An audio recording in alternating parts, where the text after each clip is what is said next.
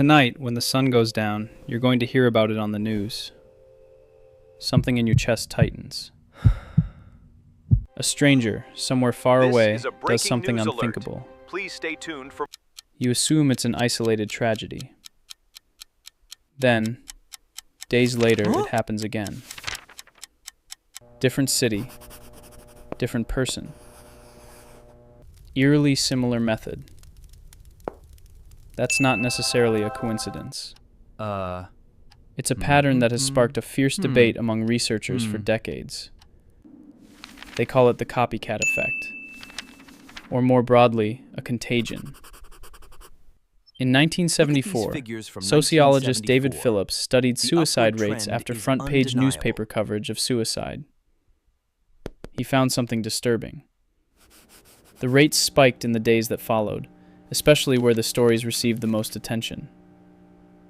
He called it the Werther effect, named after an 18th century novel linked to waves of imitative deaths. Does that mean stories create killers out of nothing? Most researchers would say no. Think of it less like a spark creating a fire, and more like fuel poured onto embers that were already burning.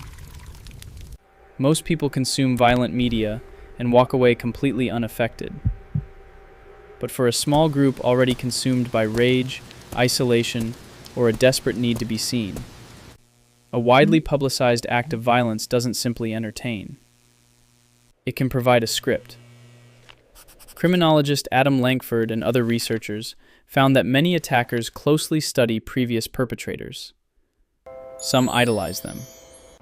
Others compete with them, sometimes even comparing body counts. Violence begins to unfold in conversation with everything that came before it. And 24-hour media coverage can unintentionally transform obscure offenders into household names. That idea led mathematical biologist Sherry Towers to study mass shootings using models normally reserved for disease outbreaks. Her research found evidence of temporary clustering. After one highly publicized attack, another becomes statistically more likely in the following days or weeks. Not everyone agrees with the contagion model. Some researchers argue that generalized imitation is a better explanation. People aren't catching violence like a virus. They're repeating behaviors they've repeatedly observed. That's why many journalists now support no notoriety reporting. Campaigns like "Don't Name Them" encourage media outlets to minimize a killer's name, image, and manifesto.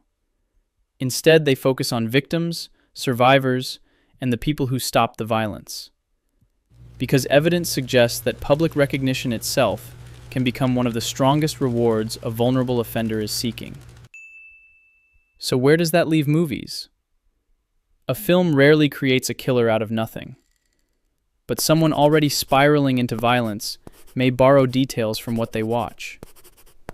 A mask, a weapon, a line of dialogue, a way to frame their actions.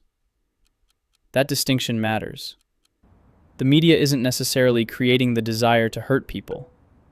It may simply be providing the costume for a desire that already existed. Which means preventing violence isn't just about banning stories.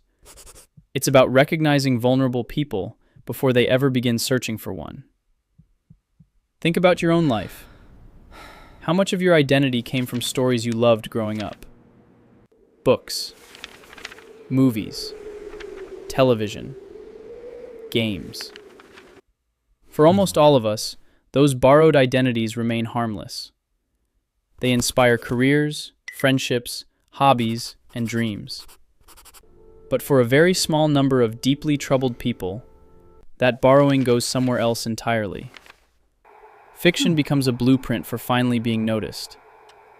So the next time you hear that a killer was inspired by a film, a game, or another attack, remember what that phrase is really saying. It isn't explaining the entire crime. It's describing the final layer added to something that had been building for years. When the credits roll on whatever you're watching, remember this. Stories become dangerous only when they meet a mind already searching for permission. The switch was already there in the dark. The story simply happened to be the one that finally flipped it.